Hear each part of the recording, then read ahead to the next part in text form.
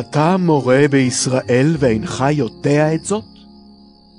אמן, אמן אני אומר לך, את אשר אנו יודעים אנחנו מדברים, ואת אשר ראינו על זה אנחנו מעידים, ואת עדותנו אינכם מקבלים.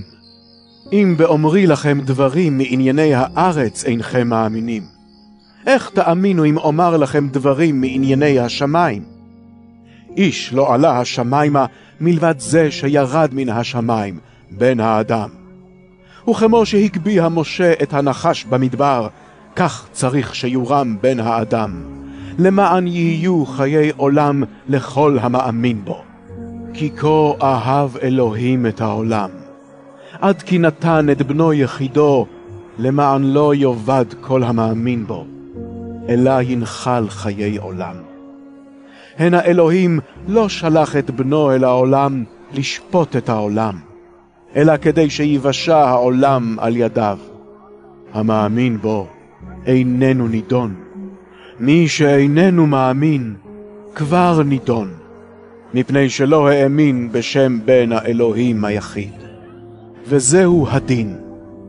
האור בא אל העולם, ובני האדם אהבו את החושך יותר מן האור, כי רעים היו מעשיהם. כל עושה עוולה שונא את האור, ואינו בא אל האור פן יוכחו מעשיו.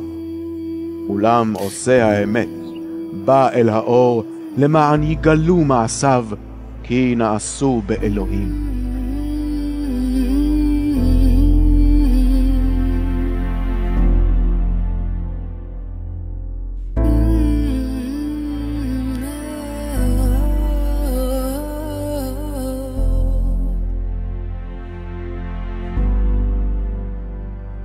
In the ways of the weak, the time's been bleak, I know.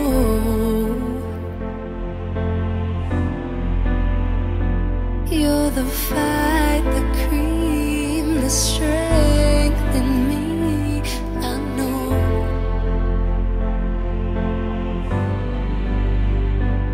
And you're driving, driving, driving, driving me crazy.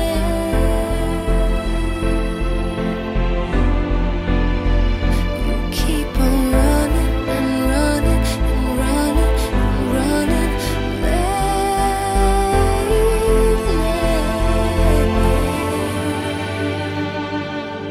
Slow down, you go too fast now. I'm telling slow down, I can't keep up now. Your heart is shrinking faster, and baby, there's no laughter coming out of your mouth, out of your soul, out of your soul.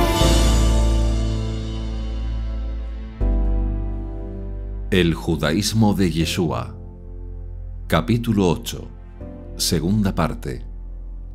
¿Yeshua bajó del cielo o es un hombre como todos?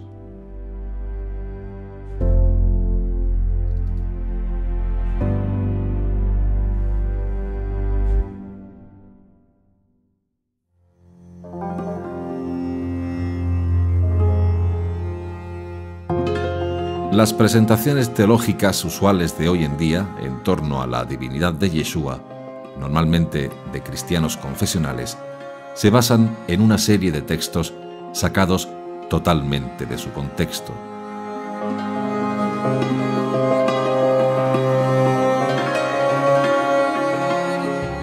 El Evangelio de Juan es casi el más usado para apoyar falsamente que Yeshua es Dios. Pero si Dios, que es inmortal, no creado, infinito y eterno, ¿cómo explican que si Jesús, utilizando su lenguaje, si Jesús es eterno, ¿por qué se le llama primogénito, unigénito y principio de la creación de Dios? Colosenses 1:15, Juan 1:18 y Apocalipsis 3:14.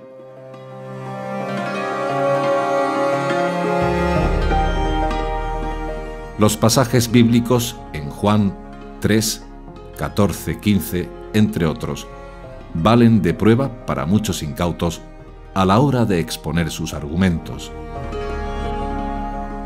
Arrastrados por la tradición cristiana, son arrastrados a utilizar las mismas pruebas caducadas.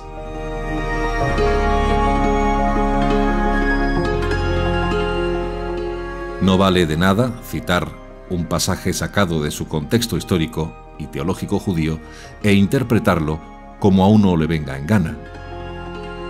No son pocos los arrastres culturales que muchos llevan encima.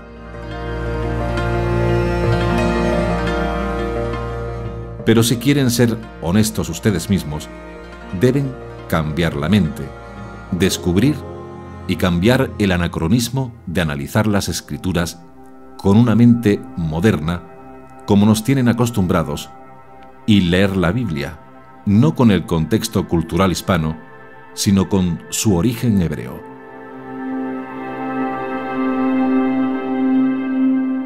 ¿Qué ocurriría si un japonés lee y traduce Don Quijote de la Mancha sin tener en cuenta todo el contexto histórico, sociológico y religioso de España? Pues que la traducción y entendimiento del texto se aleja 1000 años luz de su significado original. Veamos unos ejemplos. Si decimos vaca, significa tonto en japonés. Y casa significa paraguas. ¿O qué tal si decimos Cervantes el manco de Lepanto? Todo un bochorno, porque manco, en japonés, significa el órgano sexual femenino. ¿Qué queremos decir con todo esto? Que una palabra sacada de su contexto puede degenerar en un caos interpretativo impresionante.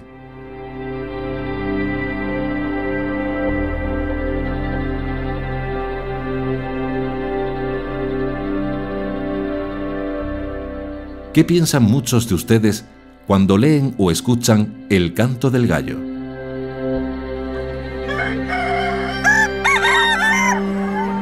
Pues que antes que el gallo cantara, antes del amanecer, Pedro negó 3 veces a Yeshua.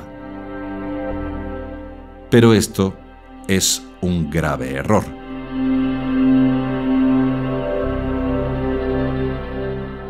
El canto del gallo, en el judaísmo, significaba otra cosa totalmente distinta.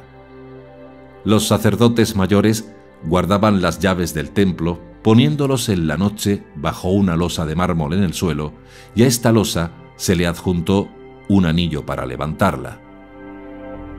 Un sacerdote vigilaba o dormía en la losa hasta que las llaves eran pedidas por el oficial de la mañana. A este oficial se le llamaba la voz del Jebini, en otras palabras, el cántico del gallo. Este oficial era el encargado de abrir las puertas del templo antes de la madrugada y gritaba 3 veces con una voz muy fuerte: «Todos los levitas a sus estaciones, todos los israelitas vengan a adorar». Luego repetía 2 veces más las 2 frases. Así es que no se trataba de ningún gallo, sino del oficial encargado de abrir las puertas del Beit Hamikdash, el templo de Jerusalén.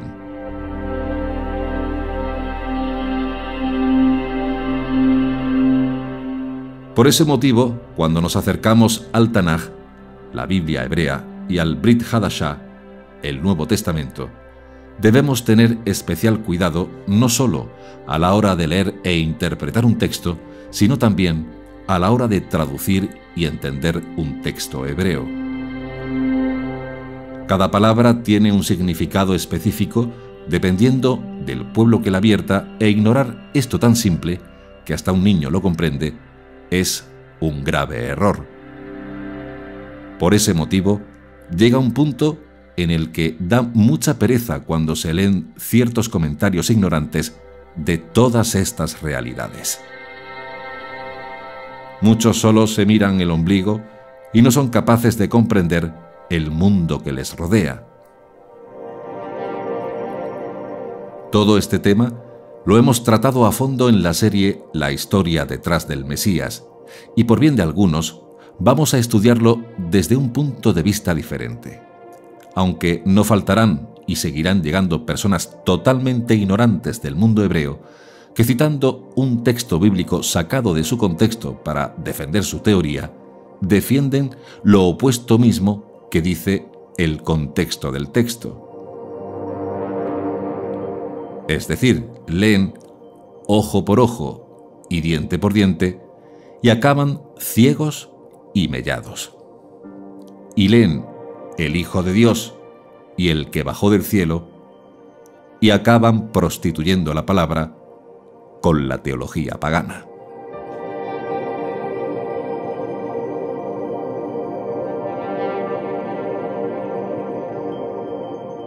Si leen la Biblia hebrea interpretando textos por su cuenta, alejados de la realidad histórica judía, correrán el riesgo no solo de malinterpretar alguna palabra, sino de llegar a pensar, como hace alguna alma cándida, que Yeshua renegó del Dios guerrero y salvaje de Israel. Es decir, el abanico de ignorancia es tremendo.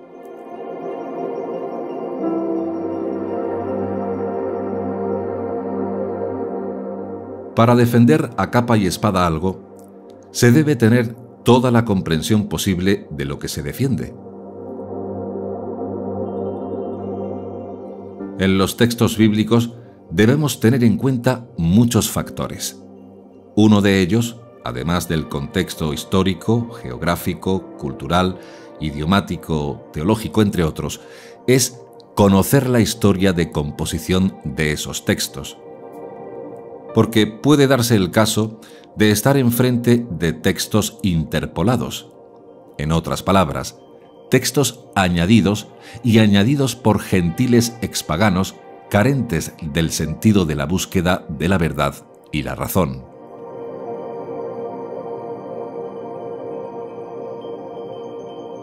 El revisionismo histórico que hicieron en los concilios cristianos puso los pilares de la Iglesia Católica, madre de todo el cristianismo.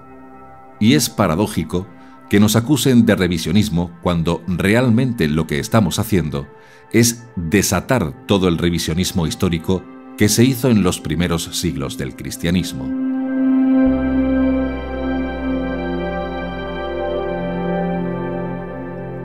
Eso sí, en la actualidad, muchas ambiciones, vanidades y malas intenciones pueden camuflarse también tras la supuesta búsqueda de la verdad que llevan a cabo ciertos paladines del gremio.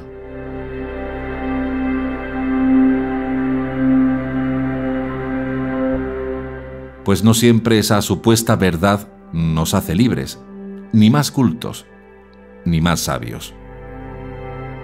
Hay verdades nobles y verdades nefastas. Hay mentiras infames y mentiras espléndidas, y también muchas formas de barajar unas y otras. No podemos obligar a los no judíos creyentes en Yeshua a circuncidarse apoyados en que solo hay una ley para todos.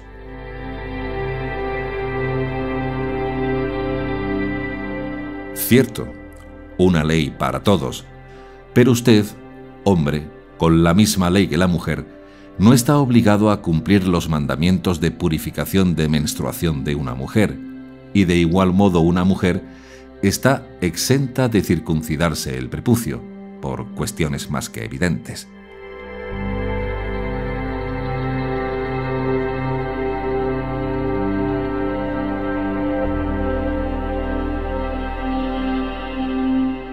Y aunque todos se regían con la misma ley, un israelita común no debía cumplir los mandamientos destinados en exclusiva a los sacerdotes o al rey.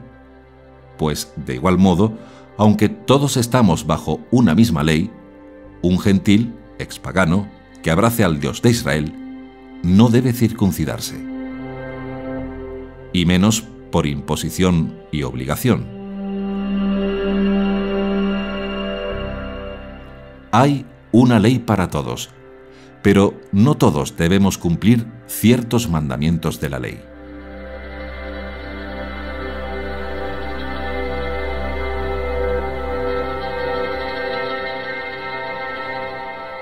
Las palabras de Yeshua en el Evangelio de Juan parecen producir sarpullidos en la piel de algunas personas cuando ven nuestras exégesis.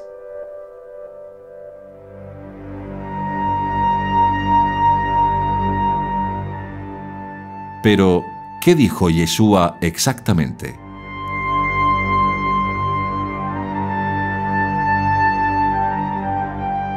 ¿Podemos enmarcar las palabras de Yeshua en un contexto judío?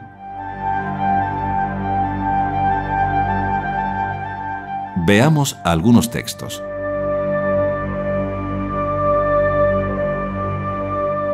En el principio existía la palabra, y la palabra estaba con Dios, y la palabra era Dios. Juan 1:1.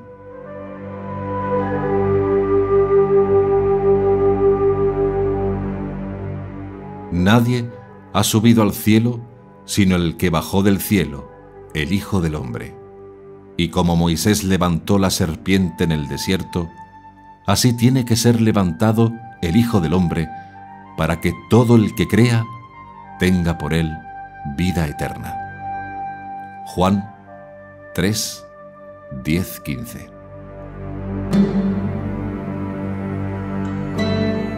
Porque he bajado del cielo no para hacer mi voluntad, sino la voluntad del que me ha enviado. Juan 6:38.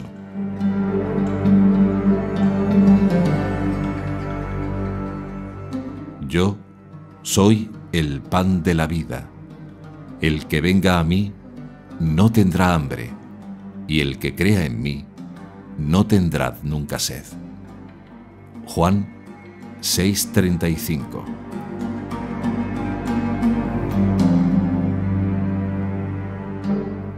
Solo una lectura superficial o precipitada de estos versos parece sugerir para muchos la literal preexistencia de Yeshua.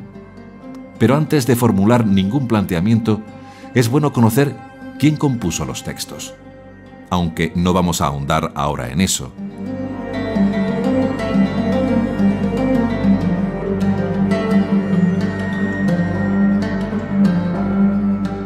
El Evangelio de Juan es muy tardío, compuesto en el año 95 o 100 después de Yeshua por varias manos, y parte implícitamente del supuesto de que Yeshua no está físicamente en la comunidad.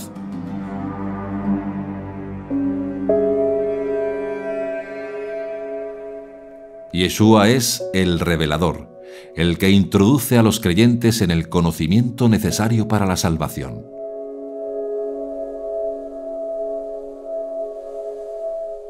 El texto primitivo del cuarto Evangelio, lejos de ser el reflejo de la voluntad estética o genéricamente ideológica de un autor, es más bien la materialización de las inquietudes y creencias de un colectivo humano concreto, la comunidad de los creyentes en Yeshua. Y, por tanto, es muy verosímil que refleje en sí mismo también la propia trayectoria histórica de ese grupo. ¿Qué quiere decir, por tanto, el Hijo del Hombre bajó del cielo en Juan 3:13, teniendo en cuenta que el texto fue redactado por una comunidad judía y que tuvo por lo menos 4 reediciones? Ningún hombre ha subido al cielo sino el que descendió del cielo. Es decir, en una lectura simple, tiene su origen en Dios, el Hijo del Hombre, que está en el cielo. Juan 3:13. Pensar que Yeshua es Dios es sólo una lectura superficial o precipitada de este verso que parece sugerir la literal preexistencia de Jesús, como se argumenta en el cristianismo y en algún grupo mesiánico, no en todos.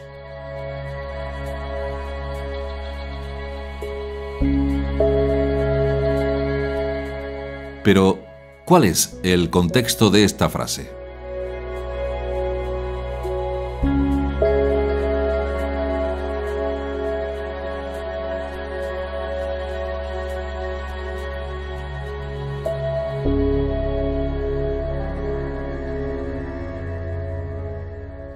Yeshua hablaba de nacer de nuevo en sentido figurado a Nicodemo, y puede ser malinterpretado como que se debe nacer de nuevo literalmente.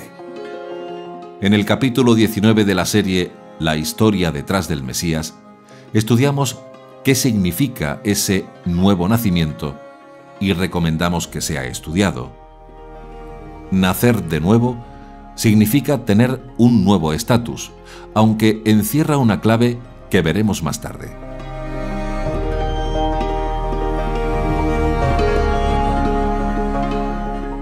Esto, por lo tanto, indica claramente que las palabras de Yeshua en el versículo 13 también son figurativas. Nadie ha subido al cielo sino el que bajó del cielo. Juan 3:13.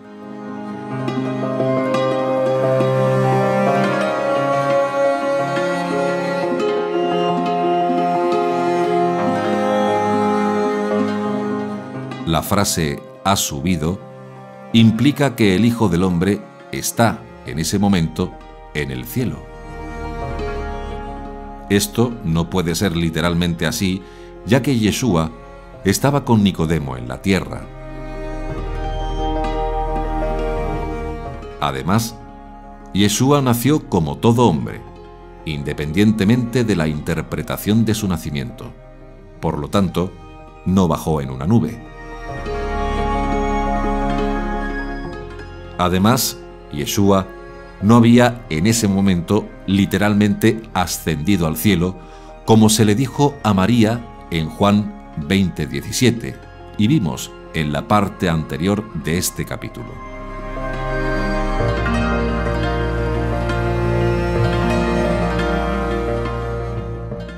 Una situación similar encontramos también en el Nuevo Testamento, donde a los creyentes se les describe como que ya están en el cielo, aunque en realidad todavía están de pie sobre la tierra.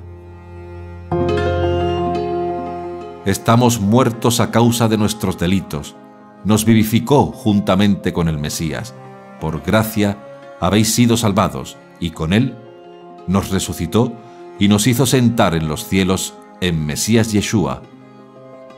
Efesios 2, 5, 6.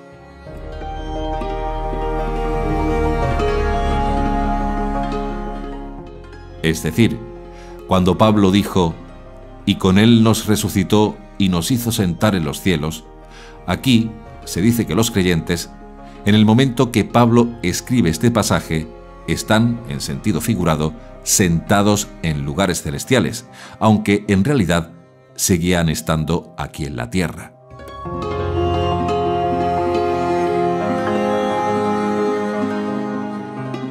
Por tanto, nadie ha subido al cielo sino el que bajó del cielo, el Hijo del Hombre.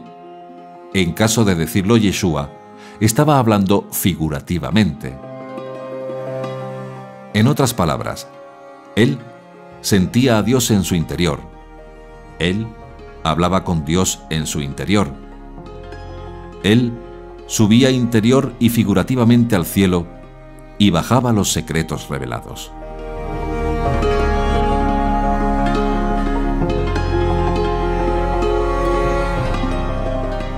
Esta consciencia mesiánica todo indica a que no la tuvo desde niño o adolescente.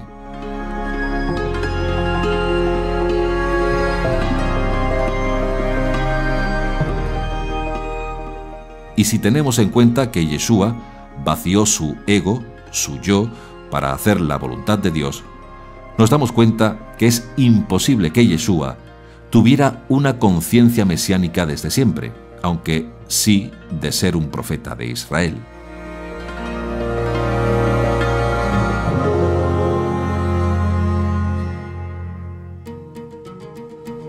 Lo que sí encaja es que, arrastrado por sus discípulos y otras gentes del pueblo, fue adquiriendo conciencia mesiánica de sí mismo porque Dios lo había escogido.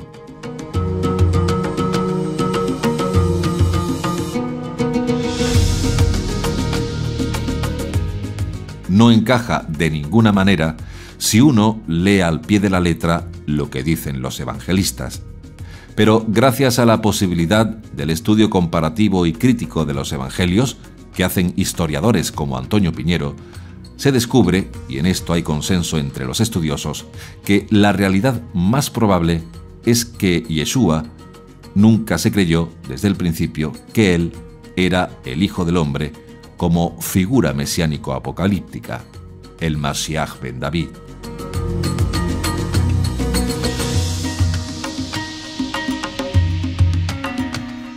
Como argumentamos ya muchas veces, Yeshua, al final de su vida, sí creyó ser el Mesías para instaurar el reino de Dios previo al juicio final, cuyo tribunal estará presidido por ese Hijo del Hombre, el Mashiach ben David.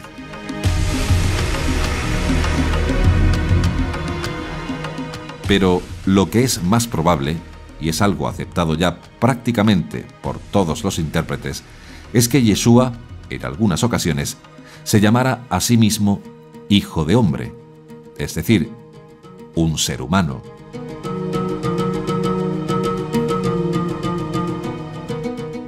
Pero cuando se escriben los evangelios, una vez muerto Yeshua y en pleno proceso de idealización, ese ser humano, Hijo de Hombre, se interpreta en todos los textos como el Hijo del Hombre, como título mesiánico del libro de Daniel, pensando que Yeshua se lo atribuyó a sí mismo desde un principio.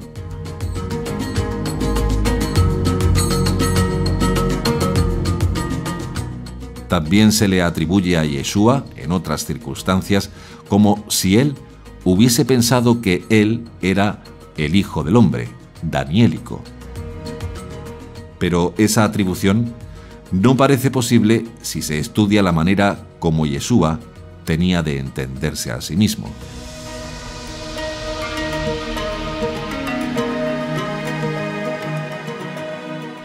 La distancia entre él y Dios era inmensa, insalvable, y muy distinta a como presenta Daniel a ese como un hijo de hombre, a quien Dios le entrega todos los poderes en el cielo y en la tierra. El ego de Yeshua hubiese sido inmenso al atribuirse el tal título mesiánico sin haber dado aún signos de ello. Y es bien sabido que Yeshua no llegó en vida a atribuirse a sí mismo el título de Mesías, sino muy al final de su vida y forzado por sus más exaltados discípulos.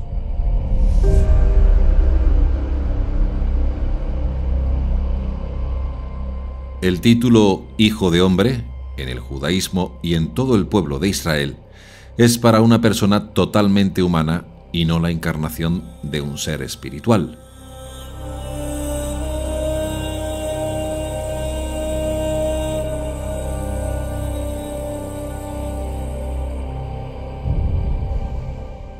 La adopción de la fórmula El Hijo del Hombre, como título mesiánico, parece que fue una creación de la teología de la comunidad judeocristiana helenística que luego se plasmó en los evangelios canónicos, incluso en el de Juan, quien no tuvo más remedio que acoger tal expresión, aunque la use muy poco.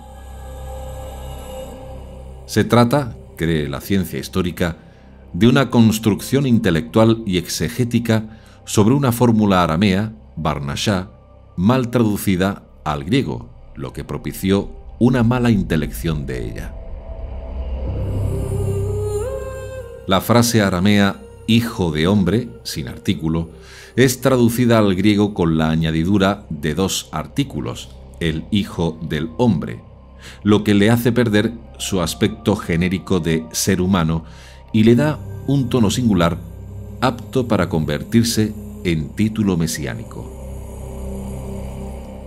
Pero es importante recalcar que ello no significa ni mucho menos que tal título mesiánico fuera una arbitraria creación teológica judeocristiana a partir de la nada. Más bien, fue como una evolución, junto a la de los otros títulos cristológicos, sustentada ciertamente en la base de que el Yeshua histórico utilizó la expresión Hijo de Hombre para referirse a sí mismo como este ser humano que está aquí.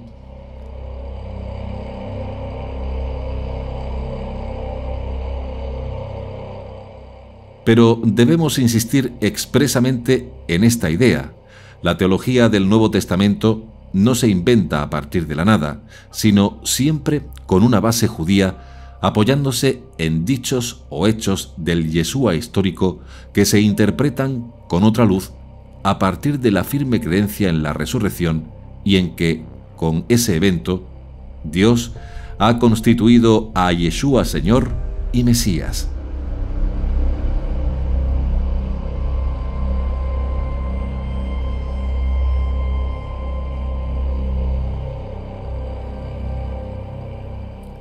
A partir de ahí, es sencillo imaginar que después, entre los gentiles cristianos de lengua griega, títulos como Hijo de Dios se le otorgue un sentido más profundo, distinto en suma al que tenía en la Biblia hebrea, el Tanaj.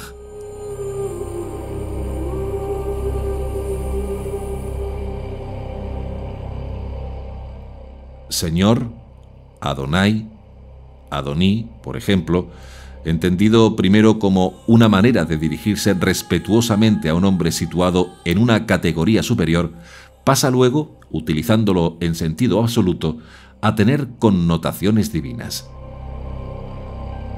Se equipara a Yeshua con la divinidad gracias a la creación simultánea de la teología cristiana de la preexistencia.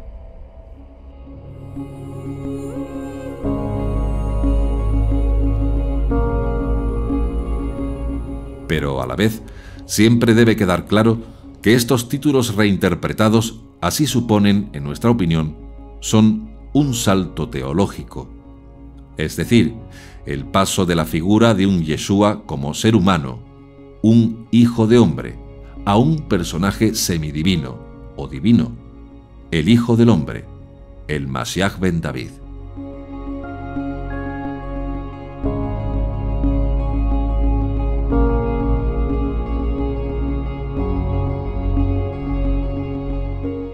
Bajo esta interpretación judía en su esencia, surgió otra reinterpretación cristiana, otorgando al título El Hijo de Hombre a un ser totalmente divinizado, un Dios encarnado.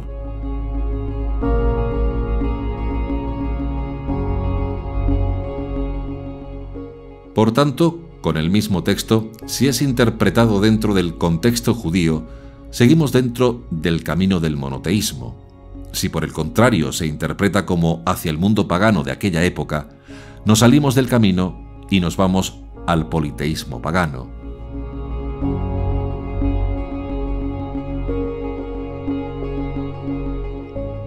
En consecuencia, no fue el caso de que un humano, literalmente, vino del cielo, en el caso de Yeshua en el siglo I. Lo que sí encaja con toda la Torá, los profetas y los escritos, es un Mesías terrenal que sufre y muere. Después Dios lo resucitó, premiándolo con todo poder y gloria, y como primicia, donde regresará, ahora sí, entre las nubes del cielo, como el Hijo del Hombre, con poder y gloria.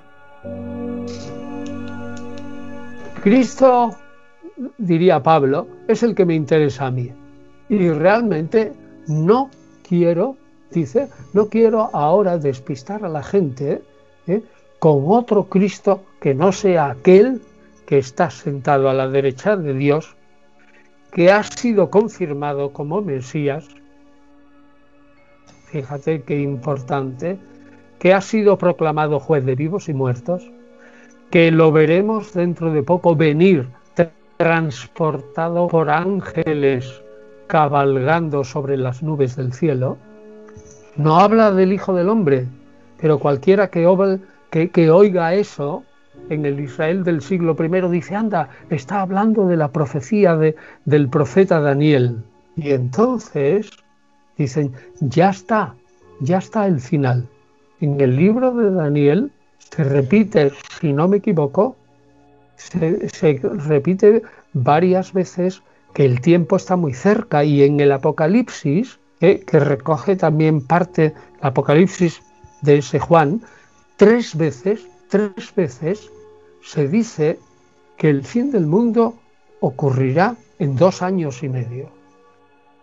Al principio, en medio y al final. 2 años y medio. Bueno, pues eso es lo que hay que pensar.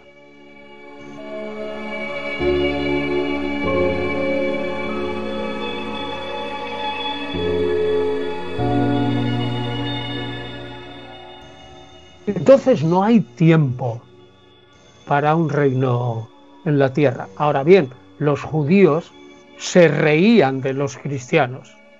Decían, vaya una gente que se creen en contra de toda la tradición de los padres, que un individuo que muere en la cruz, rodeado de 2 compinches y cazado, prendido, arrestado por los romanos, que ese es el Mesías. Hombre, no me haga usted reír, diría un fariseo del siglo I, no me haga usted reír, porque nosotros sabemos por tradición que el Mesías será totalmente triunfante.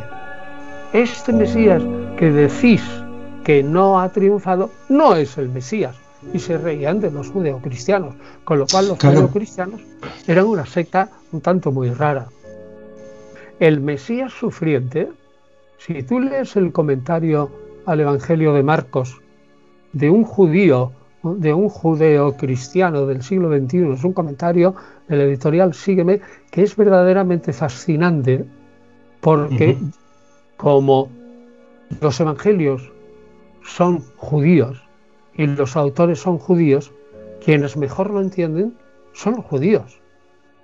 Entonces él afirma claramente que la idea de un Mesías sufriente es prácticamente desconocida en el judaísmo. Goethe Vermes, otro judío que también ha escrito sobre el Jesús histórico, dice lo mismo. El Mesías sufriente podría, en todo caso, ser el siervo de Yahvé, de los capítulos Isaías 42-53.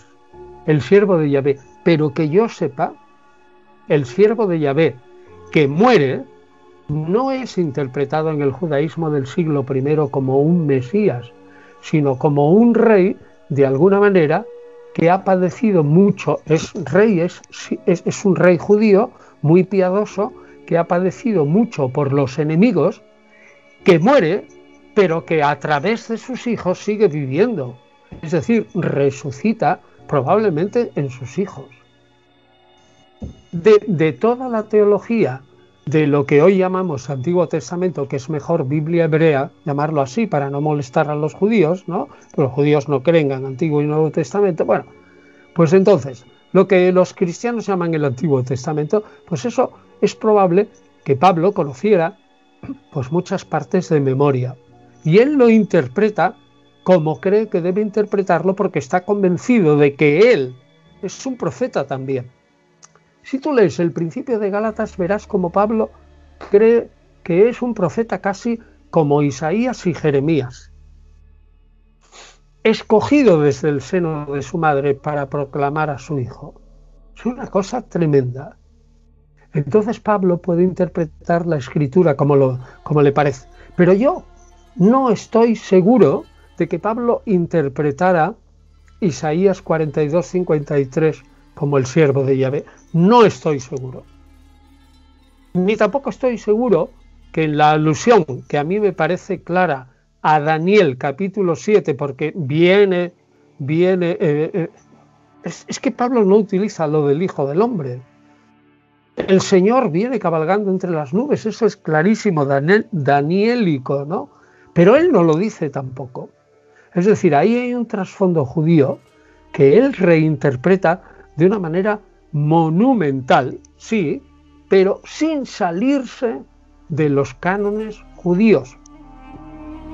¿Y por qué he dicho que no se saca nada de la manga? Porque hay diversos investigadores que viendo los textos de Qumran y viendo, por ejemplo, el famoso texto de las bienaventuranzas o el 5Q240 y tantos, que es el texto sobre el Mesías como hijo de Dios, o el 11 de la cueva 11, el Mesías como Melquisedec, que es como una especie de casi un ángel, un arcángel, un Mesías angélico. Cuando Pablo piensa en Jesús sentado a la derecha del Padre, está pensando como otros judíos que piensan que el judío Enoc, transformado en un personaje que se llama Metatrón, está a la derecha del Padre también. Es decir, está haciendo un pensamiento judío. Hay que tener en cuenta que Pablo nunca se entretiene a decir: oye, yo entiendo que el Jesús como Mesías era divino de este y este y este, de este modo. Nunca jamás. Nunca. Ni lo hace, ni lo necesita. ¿Por qué? Porque él estaba hablando como otros judíos de la época. Él creía que lo entendían. Ahora, eso sí, a Pablo nunca le persiguieron por eso, porque dijera que el Mesías podía ser un tanto después de la resurrección, podía ser un Mesías celestial. Por eso no le iban a matar. Pero por decir que la ley podía cambiar en época mesiánica y que los gentiles podían llegar a formar parte del reino de Dios con igualdad de derechos a los demás judíos, eso sí que no lo aguantan. Y por eso sí que son capaces de matarlo. A veces pienso, ¿cómo es que la gente no se ha entusiasmado con el comentario de Joel Marcus al Evangelio de Marcos? Es que tiene unas perspectivas judías tan increíbles que desentraña el Evangelio de Marcos a otra luz. Vamos, yo me he aprovechado mucho de él, porque el segundo volumen lo traduje yo, ¿no? Realmente me metí mucho y muy a fondo en el pensamiento. Fíjate que llegó un amigo mío que trabaja en una compañía norteamericana y trabaja en inglés. Entonces domina muy bien el inglés. Y leyó ese comentario del Evangelio de Marcos en inglés. Y luego leyó mi traducción. Que yo lo que hago es, no hago paráfrasis, pero allá donde no aparece el sujeto, pongo el sujeto y lo especifico bien claro en la frase, de tal manera que las frases quedan mucho más claras. Y entonces me decía este hombre, bueno, pues ahora leyéndolo yo en español, entiendo mejor lo que dice Joel Marcus. Yo creo que este comentario, como digo, que siento que no se haya hecho una segunda edición porque es magnífico. Está disponible en ediciones Sígueme de Salamanca.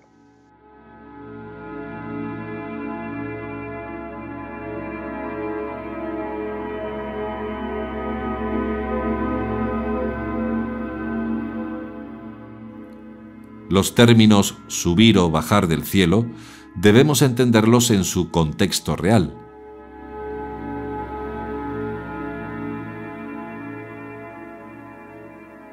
Las referencias a Juan 3:13 en la Biblia hebrea, el Tanaj, están en Deuteronomio 30:12 y Proverbios 30:3-4, donde dan un uso similar del lenguaje figurado de subir, bajar.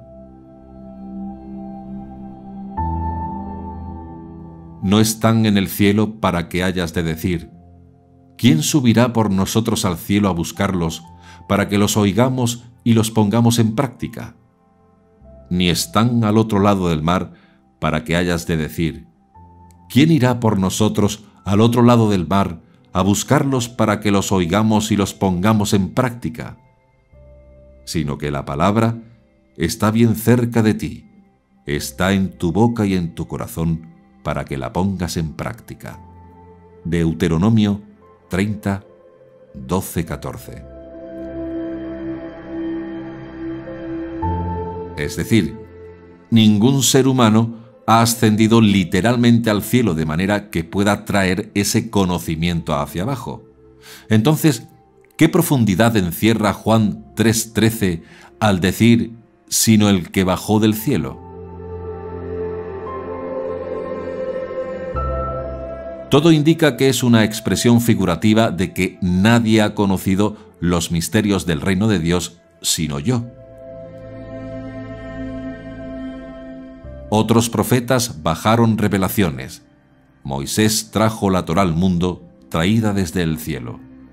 Pero Yeshua fue el que rompió los sellos del rollo para revelar secretos que estuvieron ocultos por siglos. Y por eso, Yeshua les dijo: dichosos los ojos que ven lo que veis, porque os digo que muchos profetas y reyes quisieron ver lo que vosotros veis, pero no lo vieron, y oír lo que vosotros oís, pero no lo oyeron. Lucas 10, 23-24.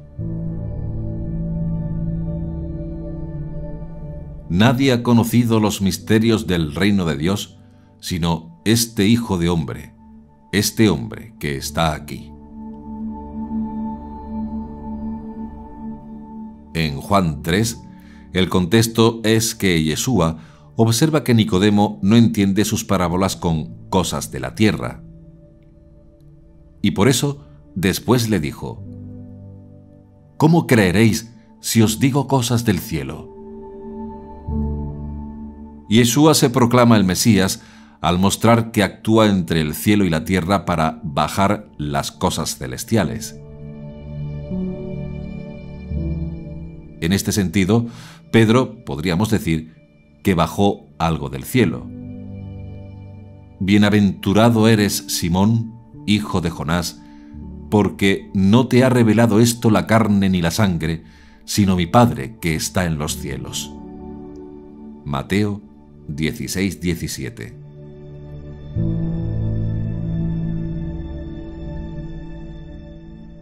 Como de igual modo, podríamos decir que Moisés bajó la Torá del cielo no físicamente, sino en lenguaje figurado. A Moshe le fueron entregadas las primeras tablas traídas del cielo.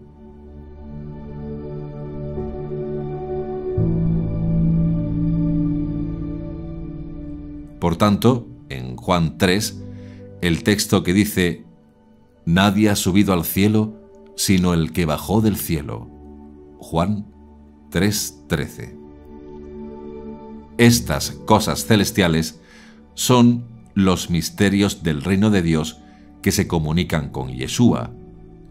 Yeshua, por lo tanto, en sentido figurado, asciende para estar en el cielo en comunicación con el Padre y luego desciende, en sentido figurado, para proporcionar este conocimiento al pueblo de Israel.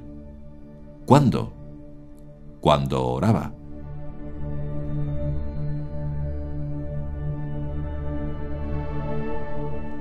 Como de igual modo Moisés, en sentido figurado, ascendió al cielo en comunicación con el Padre y luego descendió, en sentido figurado, para entregar la Torá al pueblo de Israel. El texto de Juan 3:10 no se puede tomar en forma literal, sino en forma figurativa, como indica el contexto. Y vamos a ver otros ejemplos para entender bien este asunto. En Juan 1:51, Yeshua le dice a Natanael: de cierto os digo, de aquí adelante veréis el cielo abierto y a los ángeles de Dios que suben y descienden sobre el Hijo del Hombre. Este texto va en conexión con Génesis 28, donde los ángeles de Dios suben y bajan del cielo a la tierra como mensajeros. Estos son los que comunican el cielo con la tierra, a Dios con el hombre. En Juan 1:18 dice: a Dios nadie le vio jamás. El unigénito Hijo, que está en el seno del Padre, Él le ha dado a conocer.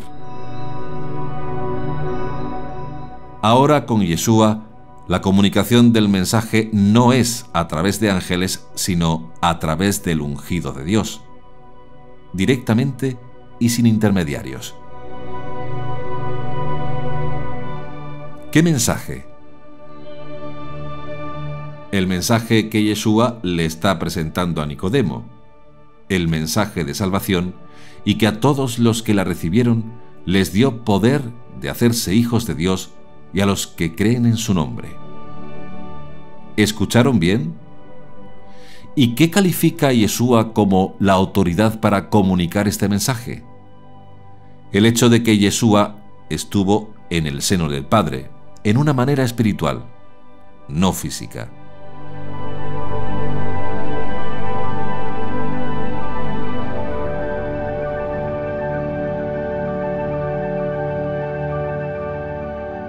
De igual modo que Moisés tuvo comunicación con el Padre, Yeshua, como profeta de Israel y como Mesías de Israel, tuvo una comunicación perfecta con el Padre.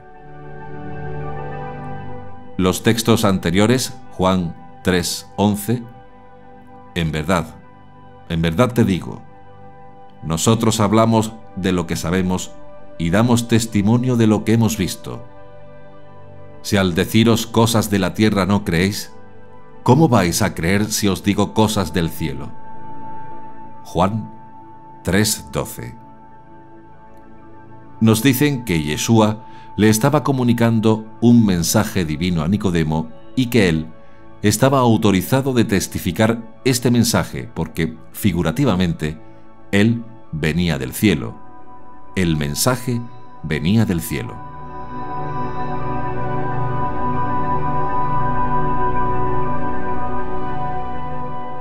Ya os he dicho que moriréis en vuestros pecados, porque si no creéis que yo soy, moriréis en vuestros pecados.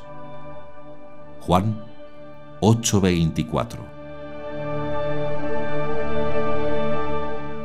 Estamos totalmente en desacuerdo con la interpretación cristiana que afirma que el verdadero significado del verso es claro a la luz de la finalidad declarada del Evangelio de Juan, para probar que Jesús es Dios. Debido a que el versículo parece decir que Dios es el único Salvador, y es cierto, el argumento cristiano es que Jesús tiene que ser Dios para salvarnos. Y si no es Dios, entonces no nos salvará y moriremos en nuestros pecados. Pero este es un argumento falaz, ya que falla en varios aspectos. En primer lugar, no tiene en cuenta la distinción entre Dios como el autor de la salvación y el Mesías como el agente.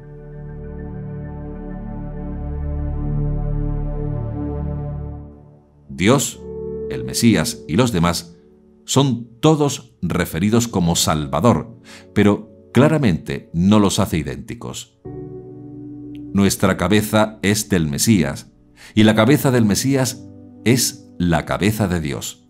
Es decir, Dios tiene potestad sobre todos.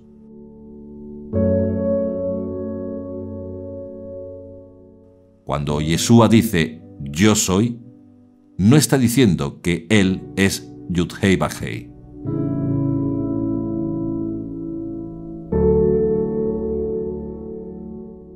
Porque en hebreo, y escuchen bien, «Yo soy el Señor» de Isaías 43:11, en hebreo es Anihu. En hebreo hay dos formas de decir yo, Ani y Anoji. Ani indica nuestro yo individual el ego. Anohí designa nuestra máxima identidad, donde todas las individualidades se unifican encontrando la armonía. Cuando Yeshua dice en boca del Evangelio de Juan: «Ya os he dicho que moriréis en vuestros pecados, porque si no creéis que yo soy, moriréis en vuestros pecados». Juan 8:24. O: «Cuando hayáis levantado al Hijo del Hombre, entonces sabréis que yo soy». Juan 8:28.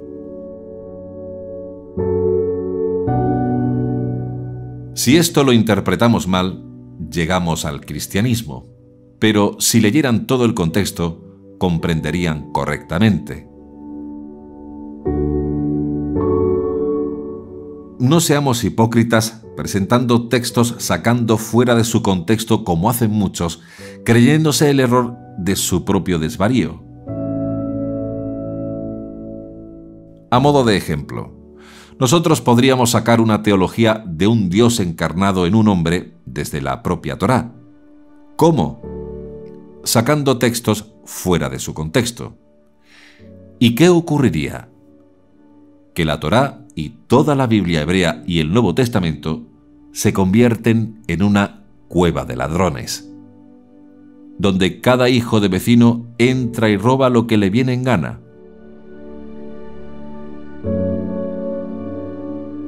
Pero hay que ser honestos y presentar no lo que nos interesa, sino todo el contexto expuesto en los escritos, y entenderlo, no con nuestra mente actual y cultural, sino con el contexto judío de aquella época.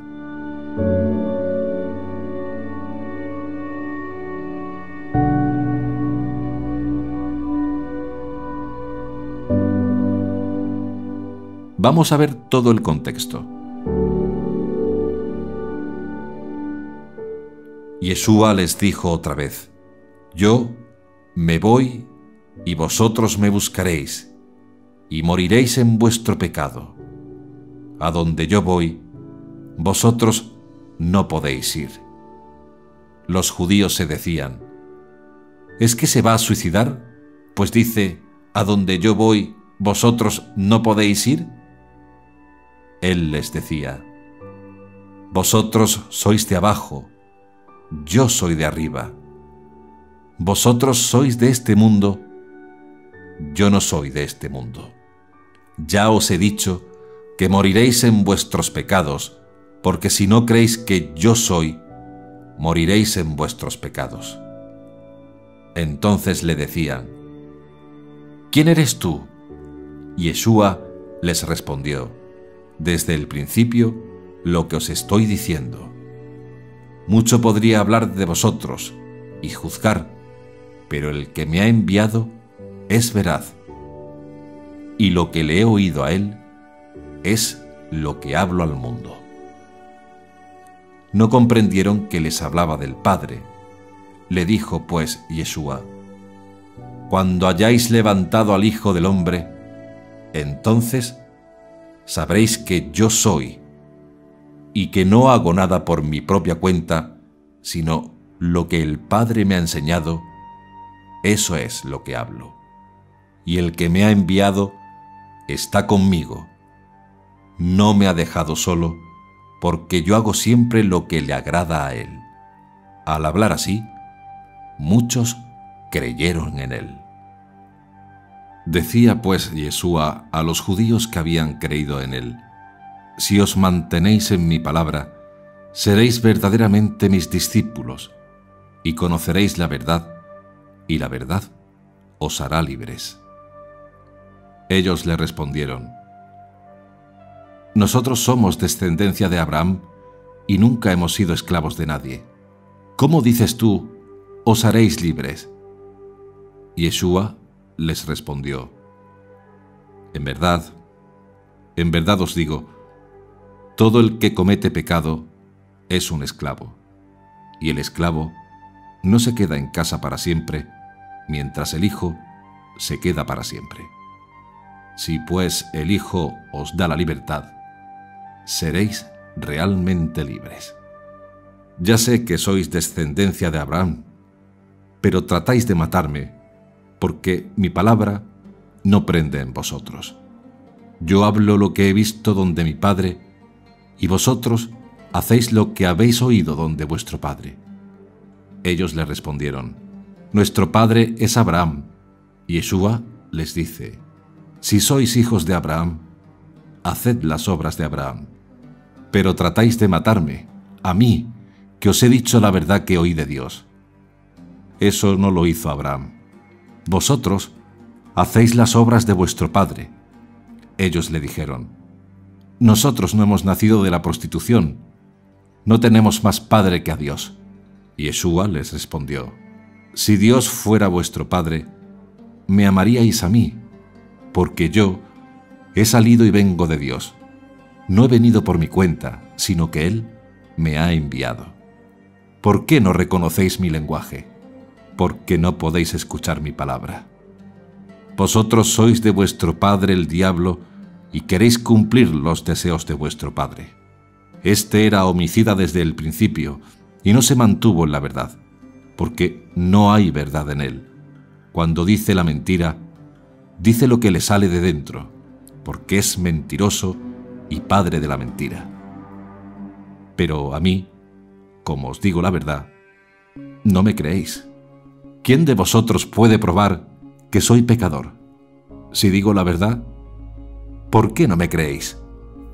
El que es de Dios, escucha las palabras de Dios. Vosotros no las escucháis, porque no sois de Dios.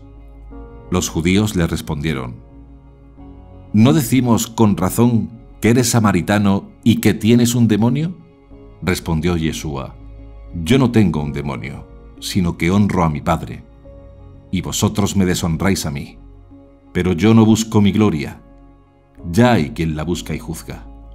En verdad os digo, si alguno guarda mi palabra, no verá la muerte jamás. Le dijeron los judíos: Ahora estamos seguros de que tienes un demonio. Abraham murió, y también los profetas. Y tú dices: si alguno guarda mi palabra, no probará la muerte jamás. ¿Eres tú acaso más grande que nuestro padre Abraham, que murió? También los profetas murieron. ¿Por quién te tienes a ti mismo? Yeshua respondió: Si yo me glorificara a mí mismo, mi gloria no valdría nada. Es mi Padre quien me glorifica, de quien vosotros decís: Él es nuestro Dios. Y sin embargo no le conocéis. Yo sí que le conozco, y si dijera que no le conozco, sería un mentiroso como vosotros. Pero yo le conozco, y guardo su palabra. Vuestro padre Abraham se regocijó pensando en ver mi día. Lo vio y se alegró. Entonces los judíos le dijeron: ¿Aún no tienes 50 años y has visto a Abraham?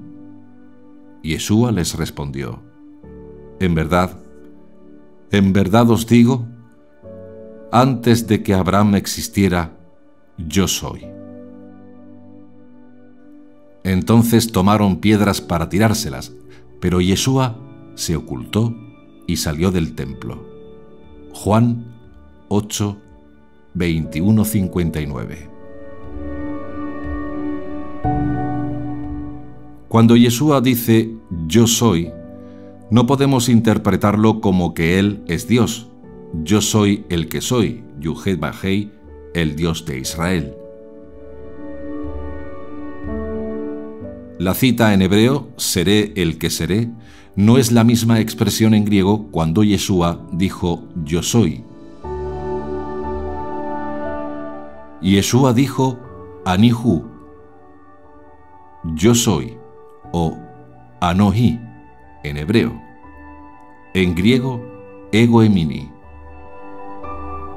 Por tanto, Anihu, yo soy, no tiene nada que ver con Eye Ashereye, seré el que seré, o yo soy el que soy. Nada que ver.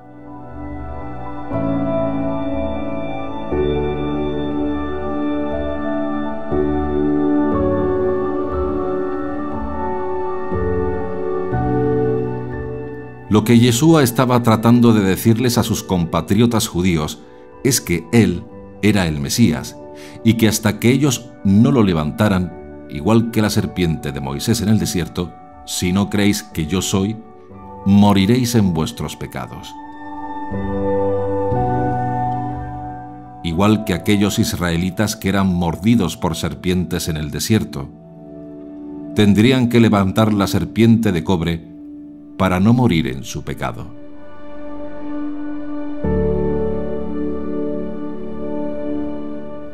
Y cuando Yeshua dijo que antes de que Abraham existiera, yo soy, y lo querían apedrear, no era porque él estaba diciendo que él era Dios, sino que él era el Mashiach, el Mesías de Israel.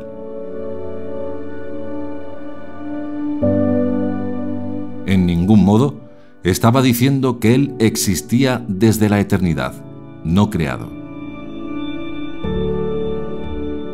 En ningún modo estaba diciendo que él existía desde la eternidad, no creado. Eso no encaja con el perfil general de Yeshua. No debemos olvidar nunca el proceso de composición de los evangelios y las interpolaciones. En la teología judía está bien establecido que antes de la creación del mundo, en la mente de Dios, metafóricamente hablando, ya había pensado en el Mesías, entre otras cosas. Y ya hablamos sobre esto en la serie La historia detrás del Mesías. Y volver a estudiar algo que ya hemos dejado establecido y trillado da mucha pereza. No podemos volver a estudiar una y otra vez lo mismo cuando toda la información la tienen a un solo clic. En todo caso, para probar una supuesta teología de Jesús, Dios encarnado, no creado, ¿no sería más lógico que el autor del Evangelio de Juan, en vez de decir antes de Abraham, yo soy, hubiese dicho antes de Adán, yo soy? Evidentemente. Y no es el caso. Por lo tanto, esto debe interpretarse a la luz y en línea de todo el contexto bíblico.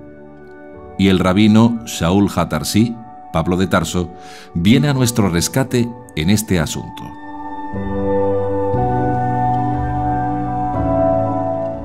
Cuando él escribió que Yeshua era el segundo Adán, el que viene después de Adán, nada más y nada menos nos está diciendo que por un hombre entró el pecado en el mundo y por un hombre, el segundo Adán, el segundo hombre, somos salvados.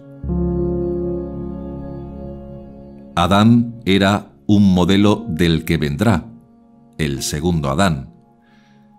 Esto significa que la vida de Adán estableció un patrón, un modelo, una figura, y luego, cuando Yeshua nació, Yeshua siguió ese mismo patrón, modelo, figura. Sin embargo, mientras que Adán desobedeció a Dios y trajo el pecado y la muerte al mundo, Yeshua obedeció a Dios para que el mundo pudiera recibir el regalo gratuito de justicia y vida eterna de Dios.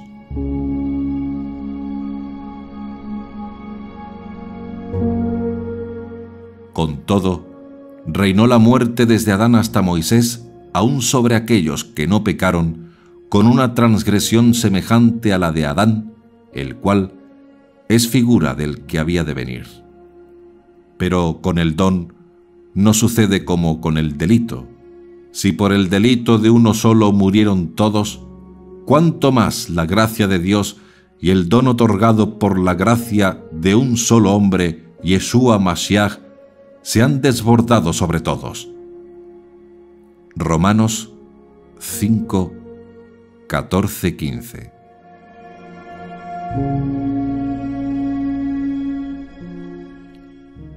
En efecto, así como por la desobediencia de un solo hombre todos fueron constituidos pecadores, así también por la obediencia de uno solo, todos serán constituidos justos. Romanos 5:19.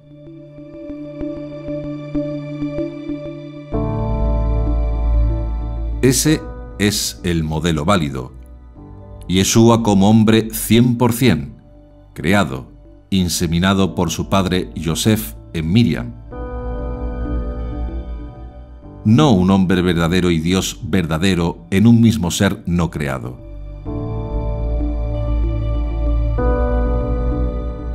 Adán, el primer hombre, fue un modelo que desobedeció, y Yeshua, el segundo hombre, fue un modelo que obedeció. Y este patrón está por toda la Torá: desobedecer u obedecer a Dios. Dos modelos, el primer hombre y el segundo hombre. Tú eliges. Por ese motivo, Yeshua no puede ser Dios. Y de este modo, Yeshua sí es un modelo válido para el ser humano, porque siendo un hombre como todos, hizo lo contrario a Adán. Pues del mismo modo que en Adán mueren todos, así también todos revivirán en el Mesías. Primera de Corintios 15:22.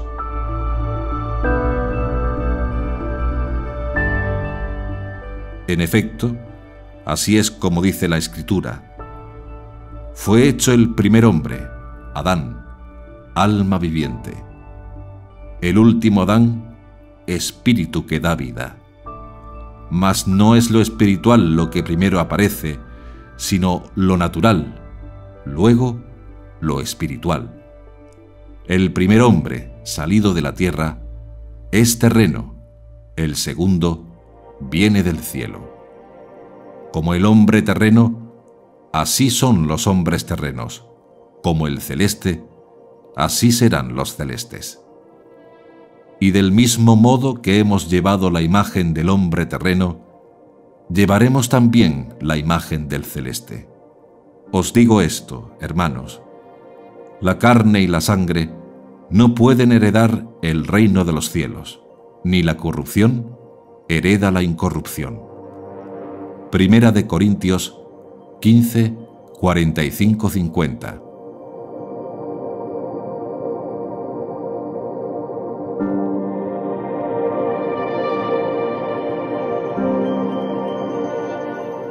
De aquí podemos sacar dos conclusiones. Hay dos tipos de cuerpos: un cuerpo terrenal, material, y un cuerpo celestial, material y espiritual, que viene del cielo.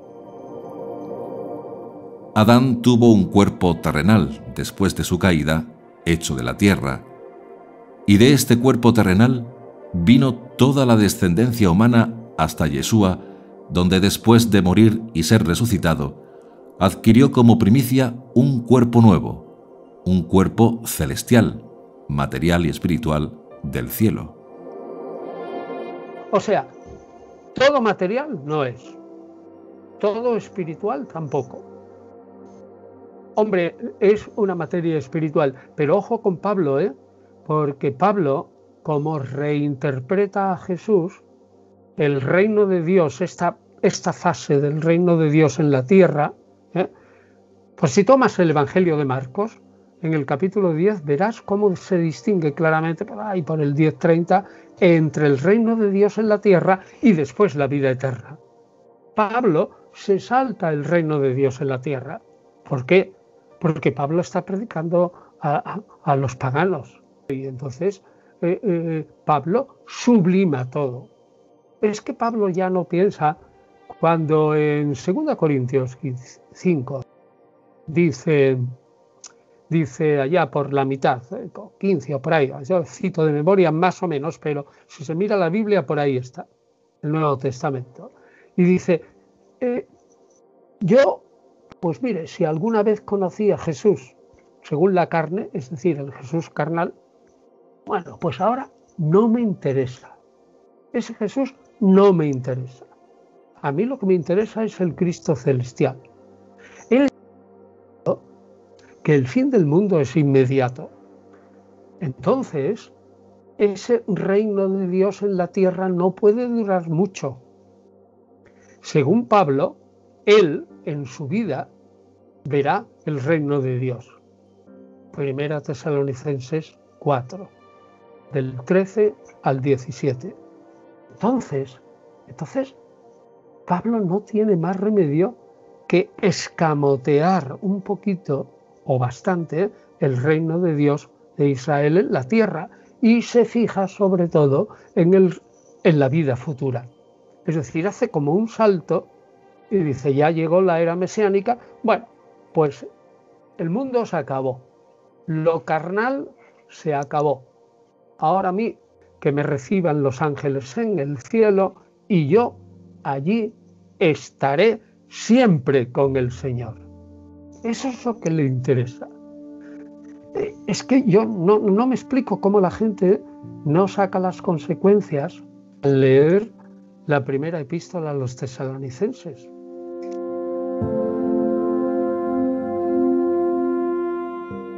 Por tanto, cuando Pablo dice que el primer hombre es de la tierra y el segundo hombre viene del cielo, está haciendo una exégesis una vez muerto y resucitado Yeshua, teniendo ya no un cuerpo de la tierra, como cuando nació por intervención de su padre y madre humanos, sino teniendo ya un cuerpo del cielo, donde no intervinieron ni padre ni madre, sino el Espíritu de Dios. Por ese motivo, no podemos extrapolar ese cuerpo nuevo celestial antes de la resurrección, sino después. Y como Yeshua fue el primogénito de muchos, lo mismo que le ocurrió a él, ocurrirá con los inscritos en el libro de la vida. De este modo, Yeshua sí es un modelo válido para nosotros, humanos como él, aspirando a un cuerpo celestial, material y espiritual, un cuerpo revestido con un traje nuevo para poder entrar en la boda, en el banquete celestial, en el reino de Dios. Yeshua, como todo hombre, tenía un cuerpo corruptible, y por eso Pablo dijo: Os digo esto, hermanos, la carne y la sangre no pueden heredar el reino de los cielos, ni la corrupción hereda la incorrupción. Primera de Corintios 15:50.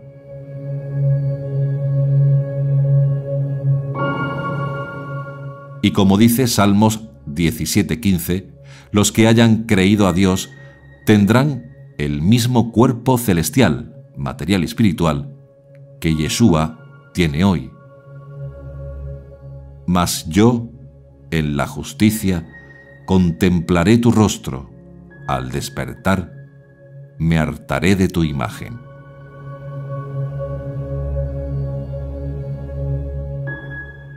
Mientras para los paganos, los griegos en general y principalmente para los platónicos, se esperaba una inmortalidad del alma que se ha liberado finalmente de su cuerpo, el judío solo considera la inmortalidad como la restauración íntegra del hombre Adán, es decir, como la restauración del cuerpo por el espíritu.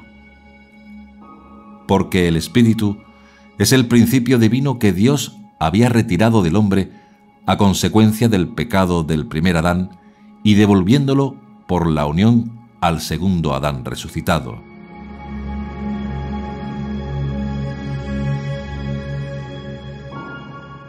Así también en la resurrección de los muertos se siembra corrupción, resucita incorrupción.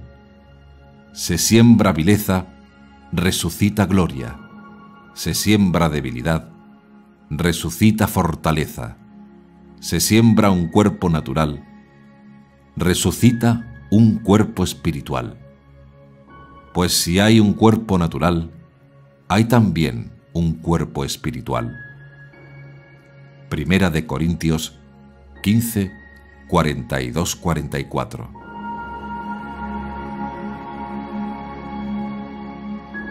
De este modo, el cuerpo natural, terrenal, se hace incorruptible y por lo tanto inmortal, con un cuerpo celestial, ahora sí, material y espiritual.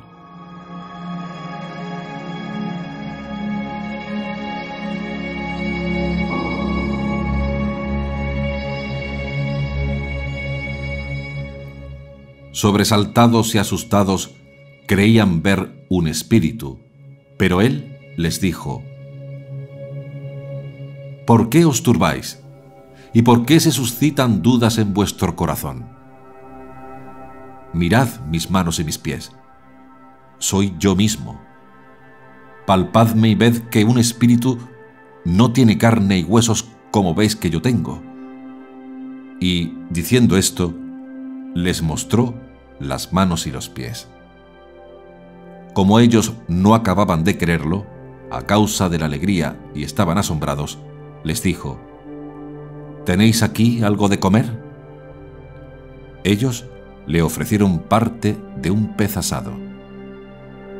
Lucas 24, 37-42.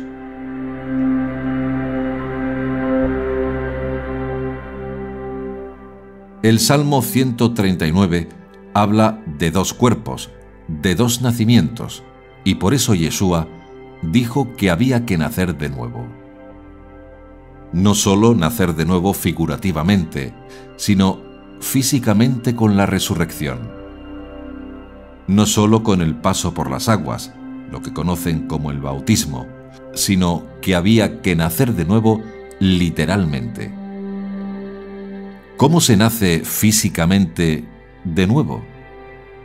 Con la resurrección.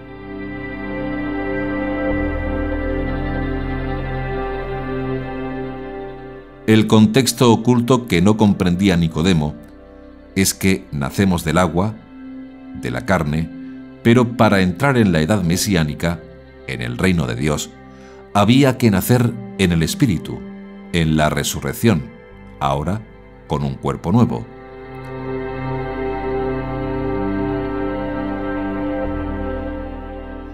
Por ese motivo, quien no haya nacido del agua, la carne, y del Espíritu, nuevo cuerpo resucitado, no podrá no solo entrar, sino que no podrá ni ver el reino de Dios. El Salmo 139 habla del nacimiento terrenal. Porque tú formaste mis entrañas, me hiciste en el seno de mi madre. Salmos 139, 13. Y el nacimiento celestial. No estaba oculto de ti mi cuerpo, cuando en secreto fui formado y entretejido en las profundidades de la tierra. Salmos 139, 15.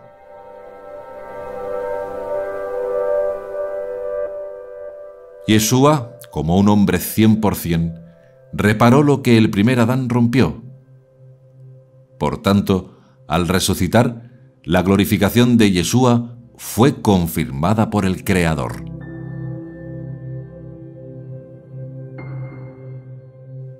Dios, Yud-Hei Vaj-Hei, el Dios de Israel, glorificó, magnificó, honró, premió y ungió a Yeshua. Lo ungió como el Mesías de Israel. Lo confirmó como Mesías en su resurrección. Y Yeshua confirma nuestra exégesis porque si Jesús fuese Dios, como afirma el cristianismo, su gloria no valdría nada. Todo sería un fraude, como el mismo Yeshua dijo.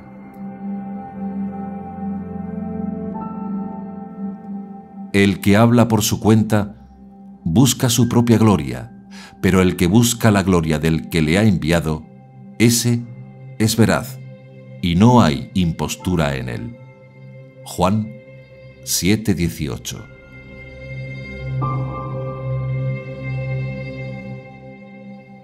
Yeshua respondió: si yo me glorificara a mí mismo, mi gloria no valdría nada. Es mi Padre quien me glorifica, de quien vosotros decís, Él es nuestro Dios. Juan 8:54.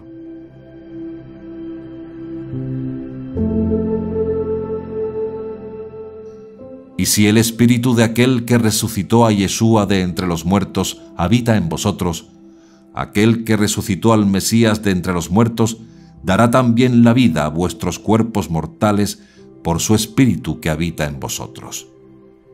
Romanos 8:11.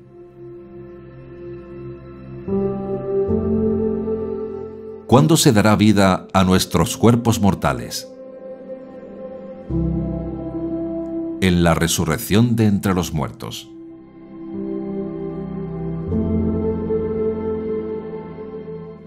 Después de poner todo bajo su contexto, vemos que Yeshua tuvo que ser un hombre 100% como todos, y contrariamente a la suposición cristiana de que Cristo debe ser Dios para llevar a cabo la redención, nos encontramos una vez más que debe ser lo contrario.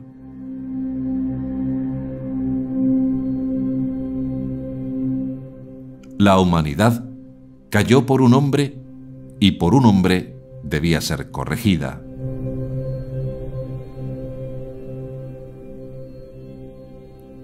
Y si Jesús fuera Dios, no podría corregir nada. El primer hombre desobedeció, el segundo hombre obedeció.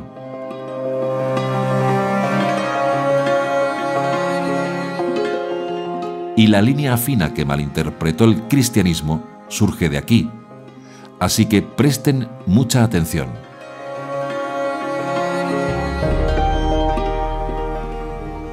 Dios, como infinito inmortal, con su propia naturaleza, en realidad le impide ser nuestro Redentor, porque Dios no puede morir.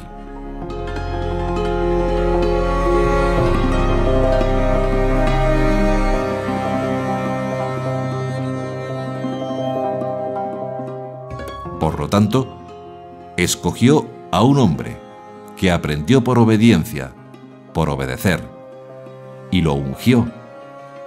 Ese hombre se anuló a sí mismo, aun sabiendo que era el ungido, para no hacer su voluntad, sino la voluntad de Dios. Y al llegar a tal nivel de comunicación con Dios, Dios habitaba en él.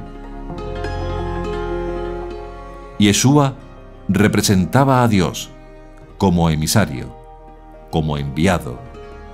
Por tanto, como ya no era Yeshua, sino que Yeshua era el emisario, el enviado de Dios, Dios mismo imputó en Yeshua el pecado, Peshaim, de todos nosotros. Por eso Yeshua no fue quien perdonó los pecados, porque Dios lo hizo pecado. Yeshua fue maldito al ser clavado en el madero. Yeshua cargó con los pecados. Y por el don de obedecer de un hombre, todos los hombres que creen en él son perdonados.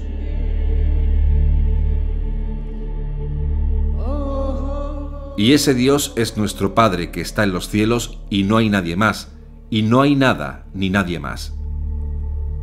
Por tanto, convertirse al judaísmo para no judíos, que lo predicaba y enseñaba Pablo de Tarso, el mensaje que proclamaba el apóstol Pablo, convertirse al judaísmo para los no judíos, significaba renunciar a todos esos dioses, renunciar a todos esos señores que ellos habían conocido y hacer del Dios de Israel, de ahora en adelante, su uno y único Dios.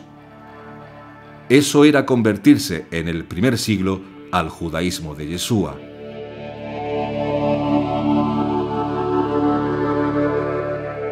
Si por el delito de uno solo murieron todos, ¿cuánto más la gracia de Dios y el don otorgado por la gracia de un solo hombre, Yeshua HaMashiach, se han desbordado sobre todos? Y no sucede con el don como con las consecuencias del pecado de uno solo, porque la sentencia, partiendo de uno solo, lleva a la condenación, mas la obra de la gracia, partiendo de muchos delitos, se resuelve en justificación. En efecto, si por el delito de uno solo reinó la muerte por un solo hombre, con cuánta más razón los que reciben en abundancia la gracia y el don de la justicia reinarán en la vida por un solo, por Yeshua HaMashiach. Así pues, como el delito de uno solo atrajo sobre todos los hombres la condenación, así también la obra de justicia de uno solo procura toda la justificación que da la vida.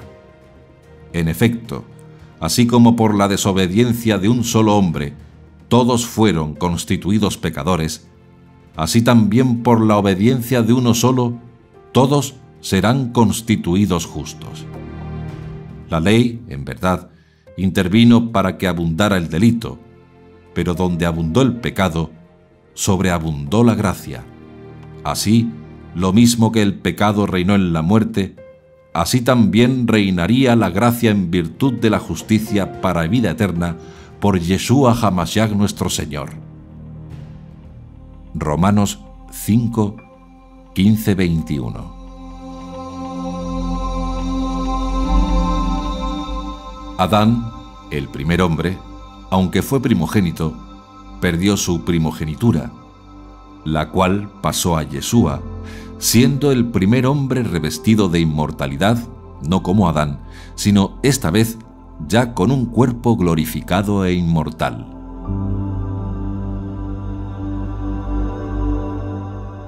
La Biblia dice explícitamente que Dios no es un hombre.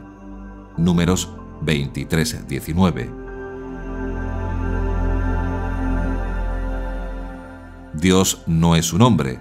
Entonces, si alguien es un hombre, no puede ser Dios.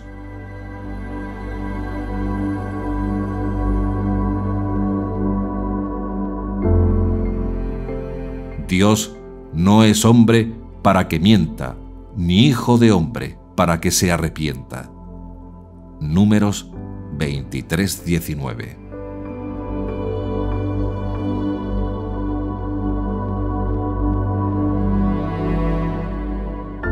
La afirmación cristiana de que Jesús era Dios en carne humana anula la absoluta necesidad de la obediencia de Yeshua, porque si fuera Dios, ninguna tentación que enfrentó hubiera sido genuina.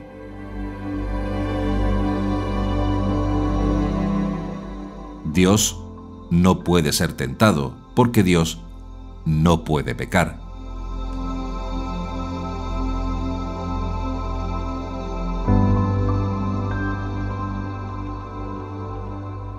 Cuando alguno es tentado, no diga que es tentado de parte de Dios, porque Dios no puede ser tentado por el mal, ni Él tienta a nadie.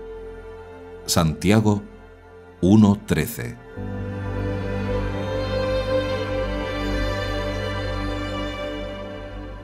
También es evidente que Dios no puede obedecer ni desobedecerse a sí mismo, ni necesita de nadie y menos de ningún ser humano.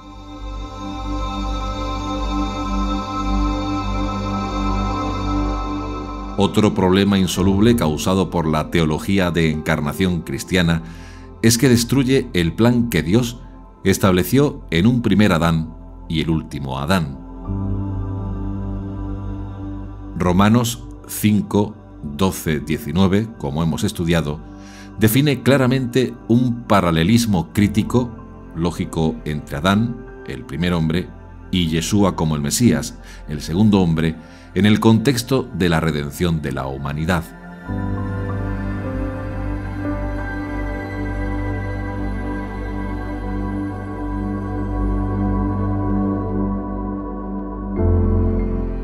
על כן, לאחר שהוצדקנו על סמך אמונה, יש לנו שלום עם אלוהים, הודות לאדוננו ישוע המשיח. דרכו יש לנו גם גישה, באמצעות אמונה, לחסד הזה שאנו עומדים בו, ואנו מתהללים בתקווה אל כבוד אלוהים. אך לא זאת בלבד, אנחנו מתהללים גם בצרות, שכן יודעים אנו כי הצרה מביאה לידי סבלנות, והסבלנות לידי עמידה בניסיון, והעמידה בניסיון לידי תקווה. והתקווה אינה מחזיבה, כי אהבת אלוהים הוצקה לתוך ליבנו על ידי רוח הקודש שניתנה לנו. הנה בעוד שהיינו חסרי אונים, בהגיע השעה מת המשיח בעד הרשעים. והרי לא במהרה ימות מישהו בעד אדם צדיק. אם כי בעד האיש הטוב אולי יעז מישהו למות. אולם אלוהים מגלה את אהבתו אלינו בכך שהמשיח מת בעדנו כאשר עוד היינו אנשים חוטאים. וכעת, לאחר שכבר הוצדקנו בדמו, בוודאי ובוודאי שניוושע על ידו מן הזעם. שכן אם בזמן שהיינו אויבים נרצנו לאלוהים במות בנו, על אחת כמה וכמה ניוושע בחיי בנו לאחר שכבר נרצנו. ולא זאת בלבד, אנחנו גם מתהללים באלוהים הודות לאדוננו ישוע המשיח, שבאמצעותו קיבלנו עתה את הריצוי. לפיכך, כשם שעל ידי אדם אחד בא החטא לעולם, ועקב החטא בא המוות, כך עבר המוות לכל בני אדם, משום שכולם חטאו. הרי עוד לפני התורה היה החטא בעולם, אלא שאין הוא נחשב באין תורה. בכל זאת שלט המוות מאדם ועד משה, גם על אלה שלא חטאו בעבירה דומה לעבירה של אדם, אשר הוא דמות מקבילה לאחד שהיה עתיד לבוא. אולם לא הרי העבירה כהרי מתנת החסד, שכן אם בגלל העבירה של אחד מתו הרבים, על אחת כמה וכמה, בחסד האדם האחד, ישוע המשיח, שפעו לרבים חסד אלוהים ומתנתו. ואין המתנה כמעשה האחד שחטא, כי המשפט עקב עבירה אחת יצא להרשעה, אבל לאחר עבירות רבות, מתנת החסד היא זיכוי. שהרי אם על ידי עבירה של אדם אחד מלך המוות, כל שכן המקבלים את שפע החסד ואת מתנת הצדקה, ימלכו בחיים בגלל האחד ישוע המשיח. ובכן, כשם שעבירה אחת היא הרשעה לכל בני אדם, כן גם מעשה צדקה אחד הוא זיכוי של חיים לכל בני אדם. כי כשם שבגלל אי ציותו של אדם אחד נעשו הרבים לחוטאים, כן גם בגלל ציותו של האחד יעשו הרבים לצדיקים. התורה באה ובכך רבו העבירות, אבל היכן שהתרבה החטא, החסד שפע עוד יותר. וכך, כשם שהחטא משל במוות, כן גם ימשול החסד באמצעות צדקה, והתוצאה, חיי עולם על ידי ישוע המשיח אדוננו.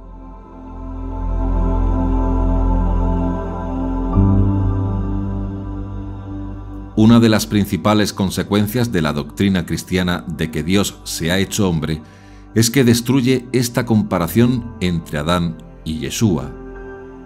Yeshua es como Adán, pues los dos de la tierra fueron formados.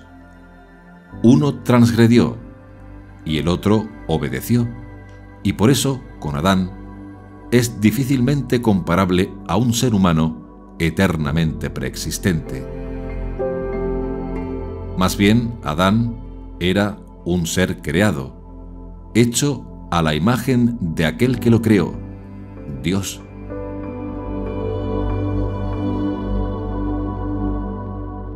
Adán no era totalmente hombre y totalmente Dios, 100% hombre y el 100% Dios, coigual con Dios, el Padre, o de la misma sustancia que el Padre.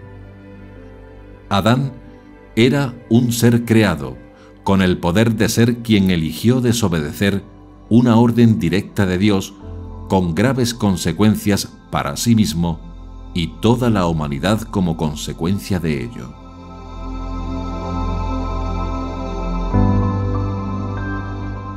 Yeshua también fue un ser creado, descendiente del hombre, del semen de David, descendiente paterno de David, pero de la misma manera que Adán fue creado originalmente.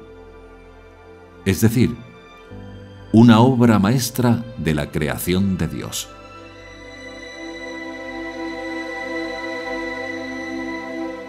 Yeshua no podía tener ventaja intrínseca sobre Adán, o su calificación como redentor sería anulada legalmente. Fue el último Adán, no el primer Dios hombre. Las diferencias entre Adán y Yeshua eran circunstanciales, no esenciales. Adán fue creado completamente y formado plenamente, capaz de comprender la voz de Dios. Yeshua tuvo que aprender de sus padres. Adán no tuvo que sufrir la indignidad de un nacimiento humilde y ser considerado ilegítimo, hijo de gente común. Adán solo tenía que vestirse y mantener el jardín y el cuidado de su esposa. Tenía que evitar comer la fruta o morir y dar muerte a todos sus descendientes. Yeshua tuvo que beber la copa del sufrimiento y morir para que él pudiera ser elevado, vencer a la muerte y hacer posible que los demás pudiéramos comer del fruto de la vida eterna.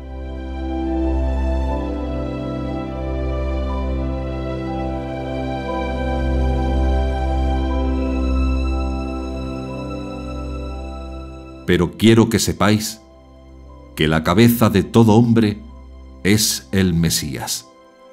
Primera de Corintios 11:3.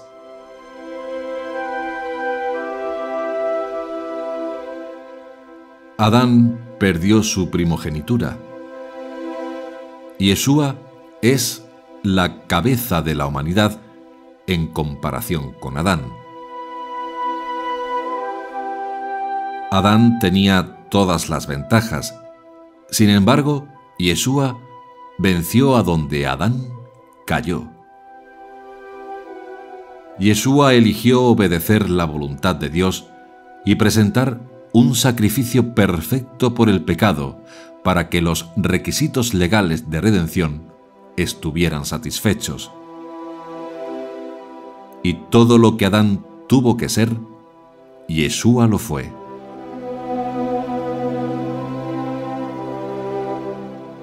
Por tanto, la Escritura declara muy claramente que Yeshua era un ser humano, un ser creado como Adán lo fue.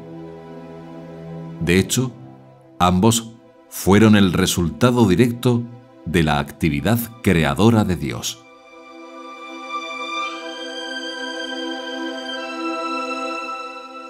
En el fondo, toda la Biblia es simplemente la historia de dos Adán, de dos modelos de hombres, uno que desobedece y otro que obedece, y esos son los modelos. Esos son los dos caminos, el camino ancho y el camino estrecho. Ahora, solo tú decides.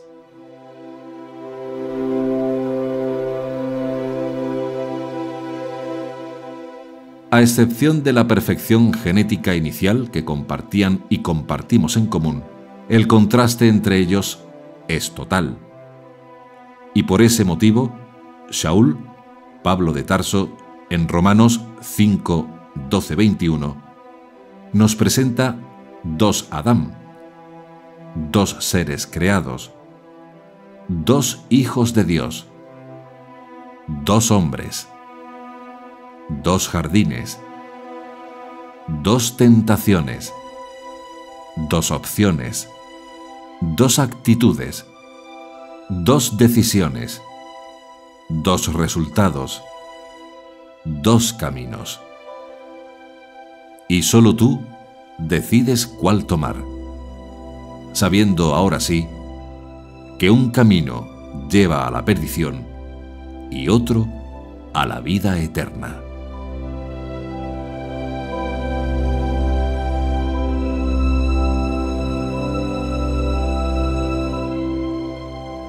Por tanto, levantad las manos caídas y las rodillas entumecidas, y enderezad para vuestros pies los caminos tortuosos, para que el cojo no se descoyunte, sino que más bien se cure. Busquen la paz con todos y la santidad sin la cual nadie verá al Señor. Asegúrense de que nadie deje de alcanzar la gracia de Dios, de que ninguna raíz amarga brote y cause dificultades y corrompa a muchos, y de que nadie sea inmoral ni profano como Esaú, quien por un solo plato de comida vendió sus derechos de hijo mayor. Después, como ya saben, cuando quiso heredar esa bendición, fue rechazado. No se le dio lugar para el arrepentimiento, aunque con lágrimas buscó la bendición.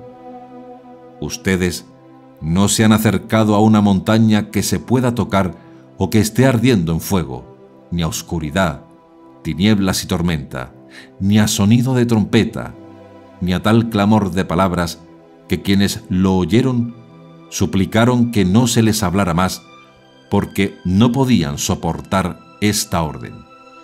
Será apedreado todo aquel que toque la montaña, aunque sea un animal.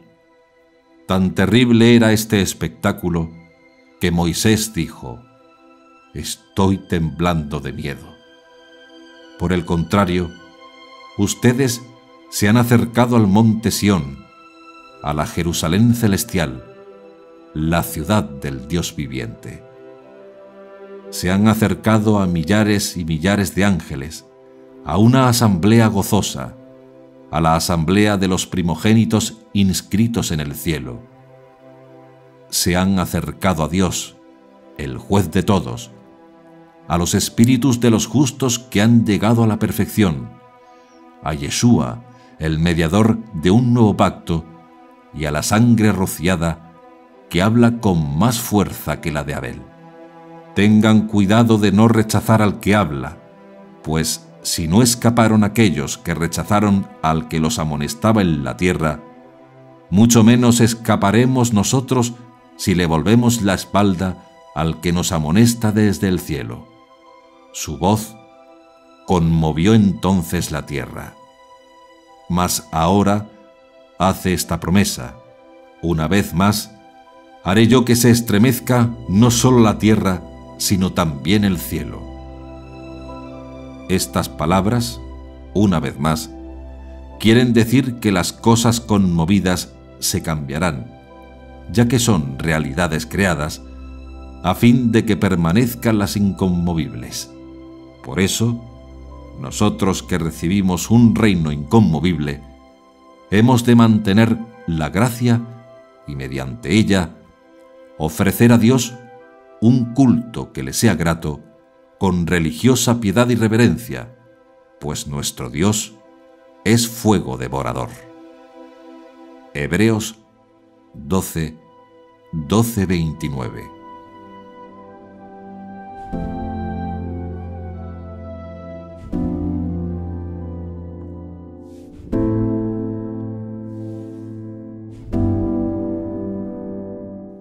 A pesar de todo lo expuesto en esta y otras series, no faltarán los que lleguen y cuestionen sobre la paternidad de Yeshua.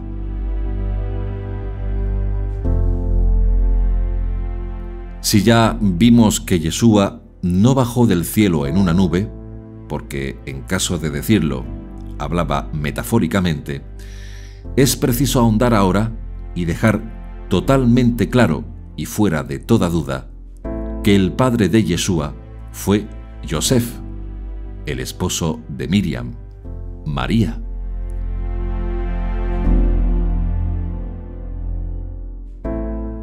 Los judíos creyentes que Yeshua es el Mesías, como Pablo de Tarso y los primeros discípulos de Yeshua, no tuvieron que recurrir al malabarismo de la filosofía ni a los conceptos paganos para garantizar la mesianidad de Yeshua.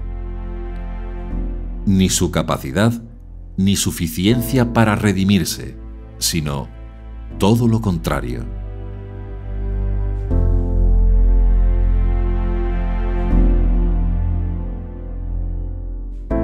Solamente siendo lo que fue, concebido como fue concebido y viviendo como él vivió, es que reunió los méritos y credenciales requeridos por la Torá para ser nuestro hermano que redime a su hermano caído.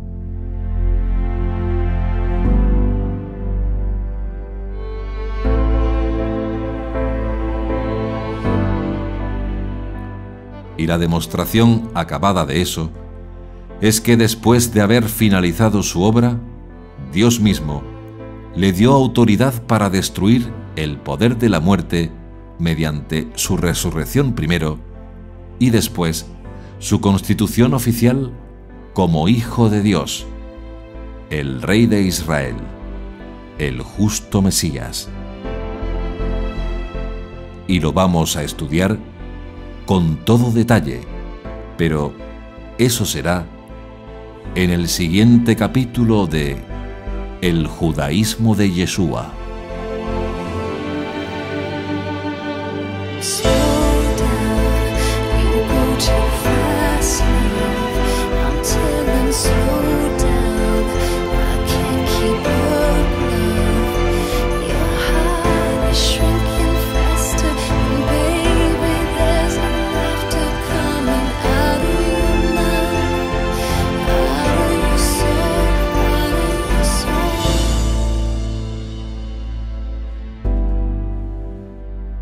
I'm wasted, keep running,